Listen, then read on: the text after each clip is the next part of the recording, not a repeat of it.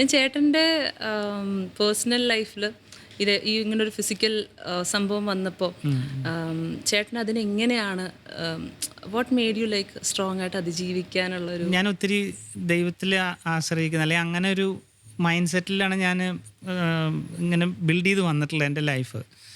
പക്ഷെ ശരിക്കും അന്ന് ആ ഒരു ഭയങ്കര ഒരു സിറ്റുവേഷൻ വന്നു കഴിഞ്ഞപ്പോഴത്തേക്കും ഞാൻ ശരിക്കും പറഞ്ഞാൽ ഇച്ചിരി എൻ്റെ ഫെയ്ത്ത് വരെ ഷാറ്റേഡ് ആവുന്നൊരു സിറ്റുവേഷൻ ആയിരുന്നു. എന്ന് വെച്ചാൽ ഞാനിങ്ങനെ ചിന്തിച്ചു, എന്താണ് എനിക്കിങ്ങനെ സംഭവിച്ചത്. കാര്യം എനിക്ക് വർക്ക് ചെയ്യാൻ പറ്റുന്നില്ല, ഉണ്ടായിരുന്ന വർക്ക് ഇങ്ങനെ മാറ്റേണ്ടി വന്നു, വേറെ ആളുകളൊക്കെ അത് ഏറ്റെടുത്തു. അങ്ങനെ വെച്ചാൽ വൈ ദിസ് എന്നുള്ളൊരു സാധനം ഉണ്ടല്ലോ എനിക്ക്. എന്തുകൊണ്ട്? കാര്യം എനിക്ക് ഈ പ്രശ്നം ഉണ്ടായത് ഞങ്ങളുടെ ഡിവോഷണൽ ബാൻഡ് റെക്സ് ബാൻഡിൻ്റെ പ്രോഗ്രാം ഓസ്ട്രേലിയയിൽ നടക്കുന്ന സമയത്ത് അവിടെ ഷോയ്ക്ക് പോയ സമയത്ത് ഇത് നടന്നത്. അപ്പോൾ അത് ഞാൻ ആലോചിച്ച്, അങ്ങനെ അതിനു വേണ്ടി പോയിരിക്കുന്ന സമയത്ത് എന്തുകൊണ്ട് എനിക്കിത് വലിയ പരീക്ഷണം പോലെ അല്ലേ? പക്ഷേ ഞാനത് കുറച്ച് നാൾ കഴിഞ്ഞപ്പോഴത്തേക്ക് എനിക്ക് ആ സമയത്തൊന്നും എനിക്ക് പ്രാർത്ഥിക്കാനോ ഒന്നിനും പറ്റുന്നുണ്ടായിരുന്നില്ല. പക്ഷേ എൻ്റെ കുറേ ഫ്രണ്ട്സ് അന്ന് എന്നെ വിസിറ്റ് ചെയ്യാനായിട്ട് വന്നു. അവർ വന്ന് കുറേ എന്നെ ഹെൽപ്പ് ചെയ്തു കേട്ടോ. എന്നുവെച്ചാൽ അതിനെ പോസിറ്റീവായിട്ട് കാണാനായിട്ട്. ആ സമയത്ത് നമുക്കൊരു ഗ്രാറ്റിറ്റ്യൂഡ് മൈൻഡ് വേണം എന്നൊക്കെയുള്ള രീതിയിൽ. ആൻഡ് ഞാൻ ആ സമയത്ത് ഒരു 5 days റിട്രീറ്റ് ഞാൻ അറ്റൻഡ് ചെയ്തു. And that retreat made me think differently. And എൻ്റെ കോൺസെപ്റ്റ്സ് കുറച്ചും കൂടി മാറി.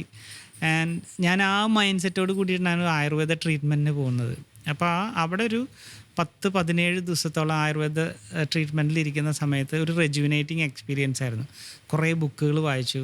എന്നുവെച്ചാൽ ലൈഫിലിങ്ങനെ സ്ട്രഗിൾസിലൂടെ കടന്നു പോയിട്ട് അവർ വിജയിച്ച ആൾക്കാരുടെ ലൈഫ് ഹിസ്റ്ററി. ആൻഡ് അവിടെ വെച്ചിട്ടാണ് ശരിക്കും ഒരു ഡീപ്പ് മീനിങ് ഓഫ് നമ്മുടെ ലൈഫിൻ്റെ മീനിങ്ങിനെ കുറിച്ച് ചിന്തിക്കുന്നത്. എന്താണ് what is the meaning of our life and death? എന്താണ് ഇപ്പം നമ്മൾ ചുമ്മാ ജീവിച്ച് മരിച്ചു പോകുന്ന ആൾക്കാരാണോ, അല്ലെങ്കിൽ we have to remain something അല്ലേ? നമ്മൾ പോയാലും അങ്ങനെയൊക്കെയുള്ള കുറേ തോട്ട്സ് ഒരു ഡീപ്പ് മീനിങ്ങിലേക്ക് പോകാനായിട്ട് സാധിച്ചു. ആൻഡ് ശരിക്കും പറഞ്ഞാൽ ഇൻ റിട്ടേൺ ഞാൻ എൻ്റെ ലൈഫിനെ അവിടെ വെച്ച് ഞാനിങ്ങനെ കുറച്ച് മോൾഡ് ചെയ്തു. അങ്ങനെ കുറേ ഡിസിഷൻസ് എടുത്തു. അപ്പോൾ in return what happened is ആ സമയത്താണ് റഹ്മാൻ സാറിൻ്റെ കോള് വരുന്നത്. ഞാൻ അതിലേക്ക് വരികയായിരുന്നു. സോ അത് വന്ന കോൾ എന്ന് പറഞ്ഞു കഴിഞ്ഞാൽ ഇറ്റ് വാസ് ഒരു ഭയങ്കര കോളായിരുന്നു. എന്ന് മാത്രമല്ല ബിഫോർ ആൻഡ് ആഫ്റ്റർ അരോമലേ. തീർച്ചയായിട്ടും. കാര്യം അതിനു മുമ്പ് വരെ മലയാളം മാത്രമായിരുന്നു എൻ്റെ ഒരു ലോകം. അത് കഴിഞ്ഞപ്പോഴത്തേക്കും തമിഴ്, തെലുങ്ക്, കന്നഡ, ഈവൻ ഹിന്ദി. ഇതിൻ്റെ എക് ദീവാനാഥ എന്ന് പറഞ്ഞ വേർഷനിൽ എൻ്റെ പാട്ട് മാത്രമേ ഉള്ളൂ റിമൈൻ ചെയ്തത്. ബാക്കി എല്ലാ സിംഗേഴ്സും മാറി വേറെ ഇതുകളായിരുന്നു. അപ്പം അതുവരയ്ക്കുള്ളൊരു എക്സ്റ്റെൻഡിലേക്ക് ഞാൻ എത്താനായിട്ട് അത് കുറേ ഹെൽപ്പ് ചെയ്തു. അങ്ങനെ ഒരു വലിയ ലീപ്പിന് വേണ്ടിയിട്ട് തീർച്ചയായിട്ടും. എന്നുവെച്ചാൽ ആ ഒരു പാട്ട് അങ്ങനെ ആ പടത്തിൽ ഉള്ള പാട്ടായിരുന്നില്ല. അത് ലാസ്റ്റ് മിനിറ്റിൽ റഹ്മാൻ സാർ തന്നെ നിർബന്ധിച്ചിട്ട് ഒരു പാട്ട് കമ്പോസ് ചെയ്ത് ഉണ്ടാക്കിയതാ. അപ്പൊ ചേട്ടനെ അറിയുമായിരുന്നോ റഹ്മാൻ സാറിന് മുന്നേ? റഹ്മാൻ സാറിന് എനിക്ക് എൻ്റെ ഫസ്റ്റ് പടത്തിന്റെ ഓഡിയോ ലോഞ്ചിന് അദ്ദേഹം വന്നിട്ടുണ്ട്. ഞാൻ പാടണ കേട്ടിട്ടുണ്ട്. ആൻഡ് ആ സമയത്ത് എൻ്റെ അടുത്ത് ചോദിച്ചിരുന്നു, പാട്ട് പാടാനാണോ താല്പര്യം അതോ മ്യൂസിക് ഡയറക്ഷനാണോ? ഞാൻ പറഞ്ഞു എനിക്ക് മ്യൂസിക് ഡയറക്ഷനാണ്, പക്ഷെ നല്ല പാട്ട് ഓപ്ഷൻസ് കിട്ടിയ പാടാൻ എനിക്ക് താല്പര്യമുണ്ട്. പക്ഷെ അത് കഴിഞ്ഞൊരു 10-12 വർഷം കഴിഞ്ഞിട്ടാണ് ഈ സംഭവം ഉണ്ടാകുന്നത്. ആളത് ഓർക്കുന്നുണ്ടെന്ന് മാത്രമല്ല എൻ്റെ പേര് മറന്നുപോയി. അങ്ങനെ ശ്രീനേട്ടൻ്റെ അടുത്ത് പറഞ്ഞു, ഒരു ഗോസ്പൽ സിംഗർ കേരളത്തിലുള്ള ഒരു മ്യൂസിക് ഡയറക്ടർ ഒരാളുണ്ട്, എനിക്ക് പേര് മറന്നുപോയി, എനിക്ക് അദ്ദേഹത്തിൻ്റെ വോയിസ് എനിക്ക് കിട്ടിയാൽ കൊള്ളാമെന്ന് ആഗ്രഹമുണ്ടെന്ന് പറഞ്ഞു. അപ്പോൾ ശ്രീനേട്ടനെ നമ്മളറിയാലോ, നമ്മൾ അത്രയും അടുപ്പുള്ളതല്ലേ. ശ്രീനേട്ടൻ്റെ അടുത്ത് പോയി ചോദിച്ചു, അൽഫോൻസ് ആണോ എന്ന് ചോദിച്ചപ്പോൾ യെസ് അൽഫോൻസോ എന്നെ അങ്ങനെ വിളിക്കാം. കേൾക്കുമ്പോൾ എനിക്കൊരു ഹോപ്പുണ്ട്. ഞാൻ റഹ്മാൻ സാറിനെ ഫിർഡോസിന്റെ പെർഫോമൻസിന്റെ സമയത്ത് കണ്ടു. അപ്പോൾ ഇങ്ങനെ കണ്ടപ്പോഴത്തേക്കും sir I will come back to you എന്ന് പറഞ്ഞു. അപ്പോൾ വരുമായിരിക്കുമല്ലേ? തീർച്ചയായിട്ടും ഇടയ്ക്കൊന്ന് ഡെഫിനറ്റ്ലി. അല്ല, പുള്ളിയുടെ ഒരു തോട്ട് പ്രോസസ് നമുക്ക് ചിന്തിക്കാൻ പറ്റില്ല, വേറൊരു രീതിയിലാണ്. ആൻഡ് അപ്പോൾ ഞാൻ പാടി കഴിഞ്ഞപ്പോഴത്തേക്ക് റഹ്മാൻ സാറിനോട് ഞാൻ ചോദിച്ചു, എന്താണ് എന്നെ വിളിക്കാൻ കാര്യം? ഞാനൊട്ട് എക്സ്പെക്ട് ചെയ്യുന്നില്ല എന്നെ വിളിക്കുന്നുള്ളത്. അപ്പോൾ അദ്ദേഹം പറഞ്ഞത് ഇങ്ങനെയാണ്, ഈ പാട്ടിൻ്റെ കാര്യം തോട്ട് എൻ്റെ മനസ്സിൽ വന്നപ്പോൾ 2 പേരാണ് എൻ്റെ മനസ്സിലേക്ക് വന്നത്. ഒന്ന് US ഒരാളാണ്, രണ്ടാമത് ഞാൻ. അപ്പോൾ actually it was like planned, like എനിക്ക് വേണ്ടി ചെയ്ത പോലെയുള്ള ഒരു ഇതാണ് എനിക്ക് ഫീൽ ചെയ്തത്. ആൻഡ് അത് കഴിഞ്ഞിട്ട് നടന്ന ഓരോ കുറെ കാര്യങ്ങൾ ടൂറൊക്കെ പിന്നെ റഹ്മാൻ സാറിന്റെ കൂടെ പിന്നെ കുറെ ടൂർ കണ്ടിന്യൂസ് കുറേ ചെയ്തില്ലേ ഒരു 4-5 മാസത്തോളം America, Canada, Europe, south Africa ഇവിടെയൊക്കെ എനിക്ക് ട്രാവൽ ചെയ്യാനായിട്ട് പറ്റി. ആൻഡ് അവിടെയും ഒരു രസകരമായൊരു സംഭവം എന്ന് വെച്ച് കഴിഞ്ഞാൽ ഞാൻ സാറിന് എന്നെ കൊണ്ട് പഠിക്കണമെന്നുണ്ട്. അപ്പം ഞാൻ ജയ്ഹോയിലോട്ട് പോയപ്പം അവിടെ ഒരു ഇൻ്റർനാഷണൽ ടീമുണ്ട് അതിനകത്ത്. സാധാരണ പ്ലേ ചെയ്യുന്നവരല്ല. ലൈക്ക് ലയണൽ റിച്ചിയുടെ ഡ്രമ്മർ, ഷക്കീറയുടെ കൂടെ പെർക്കഷൻ വായിക്കുന്ന ആള്, പിന്നെ വയലിൻ വായിക്കുന്നത് പോലെ വേറൊരു ഒരു ജാസ് പിയാനിസ്റ്റ്, അത് ഒരു രക്ഷയില്ലാത്തൊരു മനുഷ്യൻ. ഇങ്ങനെയുള്ള ആർട്ടിസ്റ്റുകളൊക്കെയാണ് നമ്മുടെ കൂടെ പ്ലേ ചെയ്യുന്നത്. അപ്പോൾ ആദ്യം വന്നു കഴിഞ്ഞപ്പോഴത്തേക്ക് ഇത് ഏറ്റവും അവസാനത്തെ ആഡ് ഓൺ ആയിരുന്നല്ലോ ഞാൻ. അവർ ആദ്യം സമ്മതിച്ചില്ല. അവർ പറഞ്ഞു പുതിയ ലിസ്റ്റ് ഞങ്ങൾക്ക് ഇപ്പോൾ പഠിക്കാൻ പറ്റില്ല, വി ഓൾറെഡി ഡൺ എന്നൊക്കെ പറഞ്ഞു. അപ്പോൾ സാറ് പറഞ്ഞു ഇല്ല, ഒരു ന്യൂ സോങ് ആണ്, നല്ലൊരു ഡിഫറെൻ്റ് ആണെന്നൊക്കെ പറഞ്ഞപ്പോൾ അവർ പറഞ്ഞു no we cannot add this song now എന്നൊക്കെ പറഞ്ഞു. അപ്പം സാർ എൻ്റെ അടുത്ത് പറഞ്ഞു കുഴപ്പമില്ല, ബാക്കിയുള്ള പാട്ടുകൾ. എന്നിട്ട് ഞാൻ എൻട്രൻഡറും പുന്നകയൊക്കെ ഞാൻ പാടിക്കൊണ്ടിരുന്നത് ഷോയിൽ. അങ്ങനെ ഒരു 5-6 ഷോയിൽ ഞാൻ അങ്ങനെ പഴയ പാട്ടുകളൊക്കെ പാടിപ്പോയി. ഡാലസിൽ കംപ്ലീറ്റ്ലി വോക്കൽ മാത്രം, ടെക്നിക്കൽ സപ്പോർട്ടിനൊന്നുമില്ല. ഞാൻ ഐ വാസ് പ്ലേയിങ് ഒരു വോക്ക് ഓർഡർ ഉണ്ടായിരുന്നു കീബോർഡിൽ വായിച്ചിട്ട്.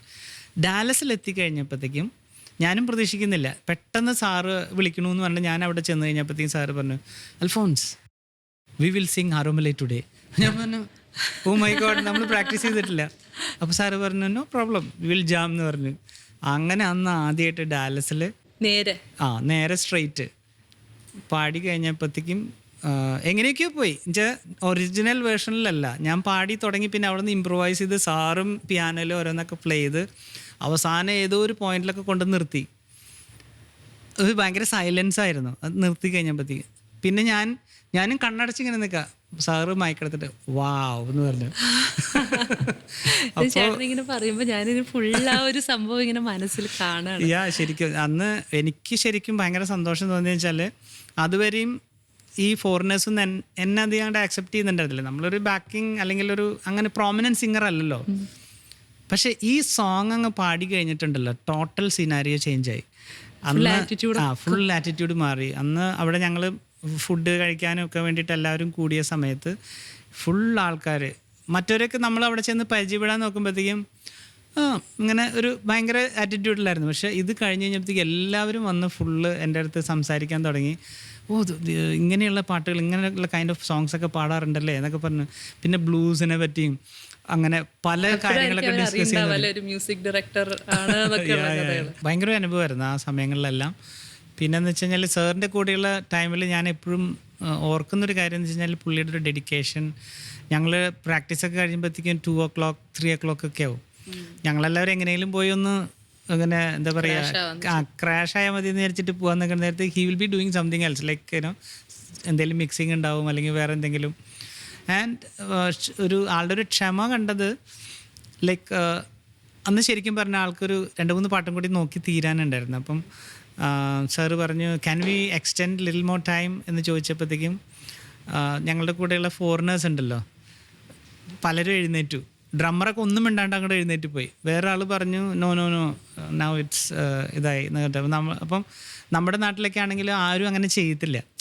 അവരൊക്കെ പറഞ്ഞ മുഖത്തടിച്ച പോലെ ഇല്ല ഇപ്പം തന്നെ ടൈം ഒത്തിരി ഓവറായി എന്നൊക്കെ പറഞ്ഞിട്ട് അവർ എഴുന്നേറ്റ് പോയി.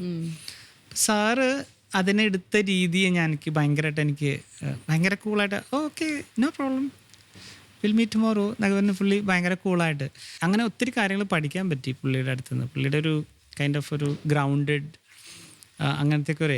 പിന്നെ ഒരു സോങ്ങിനെ ആൾ എത്രത്തോളം സമയമെടുത്താണ് വർക്ക് ചെയ്യുന്നത്, അതിൻ്റെ ഓരോ സെഗ്മെൻറ്റിലും അങ്ങനെയൊക്കെയുള്ള കുറേ കാര്യങ്ങൾ പഠിക്കാനായിട്ട് പറ്റി.